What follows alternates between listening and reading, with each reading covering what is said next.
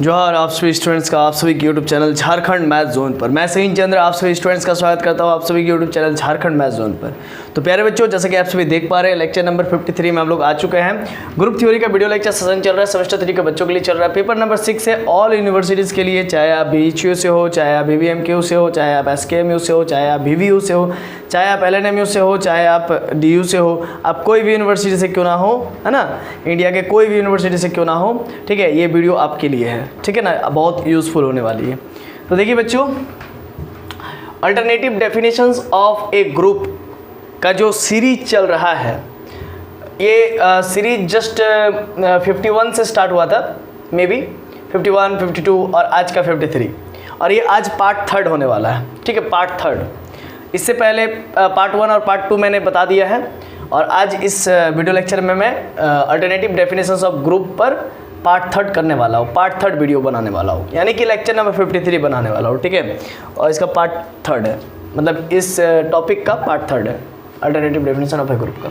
तो मैंने आज क्या करना है, थ्योरम 1 प्रूफ करना है कि the left identity is also the right identity, यानी कि जो लेफ्ट आइडेंटिटी होता है किसी भी ग्रुप में, वो राइट आइडेंटिटी भी होता है, यानी कि left identity is equal to right identity, ये प्रूफ करना है आज। That is this is left identity, okay, because A के साथ हमने ई को मल्टीप्लाई किया तो मेरे को ए मिल गया।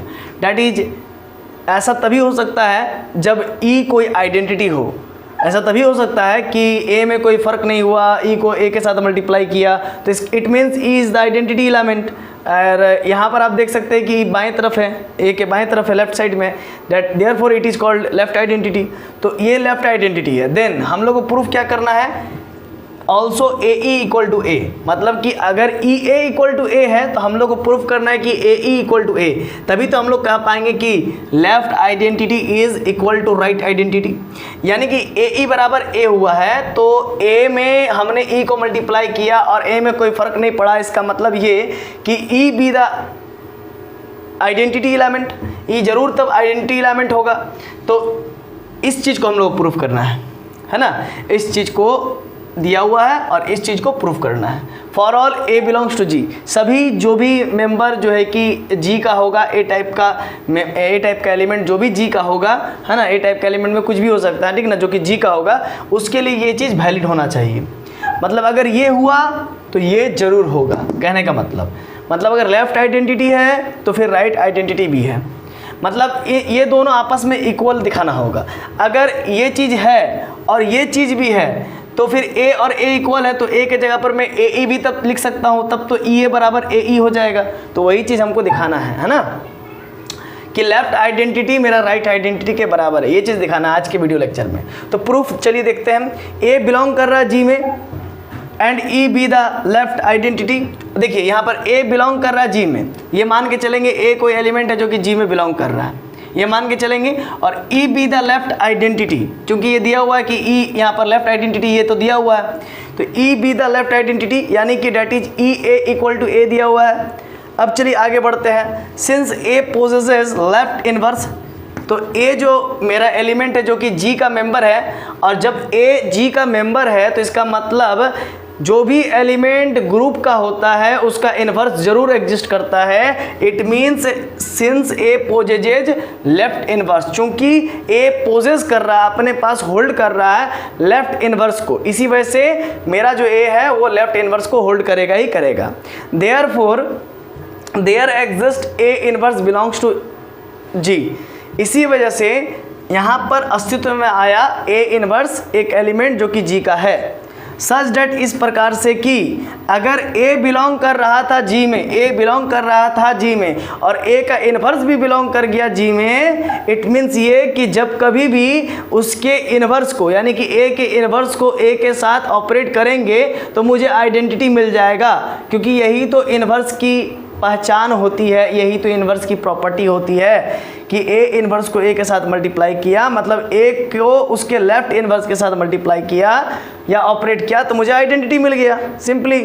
अब आगे देखिए, वी हैव, हम लोग के पास ए इन्वर्स था, और इस ए को मैं क्या लिख सकता हूँ, इस ए को मैं ए ई लिख सकता हूँ। पूछिए क्यों? इस ए को मैं ए ई लिख सकता हूँ क्योंकि ए को ई के साथ मल्टीप्लाई करने से ए में कोई फ़र्क नहीं पड़ता है, पहली बात तो ये। तो ऐसा भी आप कह सकते हैं कि मैंने ए इनवर्स इंटू ए ले लिया, ठीक है ना, उसमें ई को मैंने मल्टीप्लाई कर दिया। ओके, मैंने ए इनवर्स इंटू ए लिया, उसमें ई को मल्टीप्लाई कर दिया, क्योंकि ई को मल्टीप्लाई करने से उसमें कोई फ़र्क नहीं पड़ेगा। ठीक है, क्लियर हो गया कंसेप्ट, समझ में आ रही है। अब देखिए क्या करेंगे हम लोग, यहाँ पर एसोसिएटिविटी लगा देंगे। क्या करेंगे, एसोसिएटिविटी लगा देंगे, बाय एसोसिएटिविटी लगा देंगे।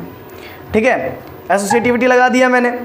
जैसे ही एसोसिएटिविटी लगाया तो चूंकि ए इनवर्स बिलोंग कर रहा था जी में, ए भी बिलोंग कर रहा है जी में, और ई भी मेरा बिलोंग कर रहा है जी में। ई तो मेरा जी में ही ना बिलोंग कर रहा है, तभी तो आइडेंटिटी एग्जिस्ट हो रहा है ना, लेफ्ट आइडेंटिटी। तो ई मेरा बिलोंग कर रहा है जी में, तो इसी वजह से मैं यहाँ पर एसोसिएटिविटी लगा सकता हूँ। ठीक है, और ए इनवर्स इंटू ए क्या है, तो आइडेंटिटी के बराबर है, यहाँ पर से देख लीजिए। तो ई हुआ और E equal to E into E हो गया। अब देखिए यहाँ पर, यहीं पर ये चीज़ को समझना है। देखिए ई इंटू ए करूँगा तो वो क्या देगा मेरे को, ए देगा, यानी कि ई मेरा लेफ्ट आइडेंटिटी है, तभी तो ई को ए से ऑपरेट करूँगा तो मुझे ए मिलेगा, कन्फर्म है ना। अब आप यहाँ पर समझिए बात को, मैंने ई को ए के साथ ऑपरेट किया तो मेरे को ए मिल गया, इसका मतलब ई इज़ द लेफ्ट आइडेंटिटी।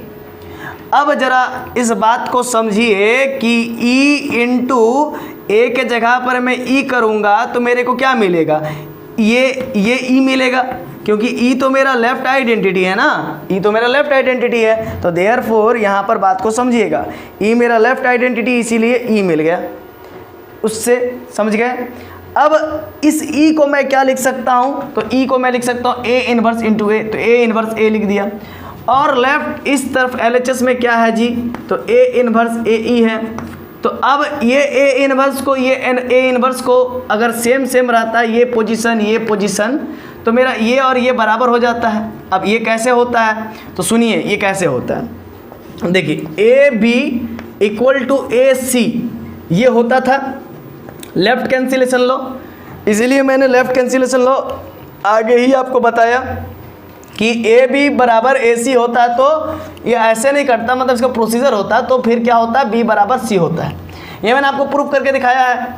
तो सेम उसी प्रकार से इधर ए इनवर्स है, इधर ए इनवर्स है, तो ए ई बराबर ए हो जाएगा ना, होगा कि नहीं होगा बोलिए, तब ए ई बराबर ए हो जाएगा। तो सेम इसी प्रोसेस को लगाते हुए ए ई बराबर ए दिखा देंगे। तो by left cancellation law A ई बराबर ए।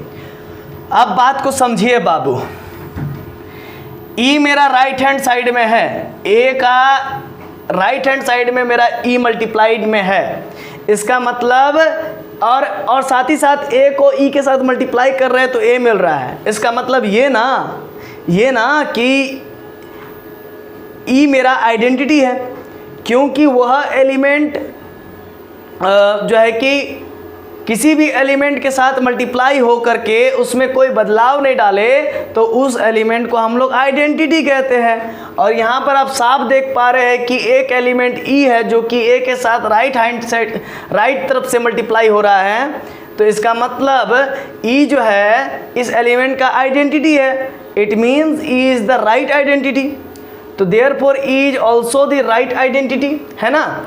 अब यहाँ पर एक बात गौर कीजिए, यहाँ पर ए ई बराबर ए है, और यहाँ देखिए जो मेरा गिवन है ई ए बराबर ए दिया हुआ है, और यहाँ पर ए ई बराबर ए ला दिया।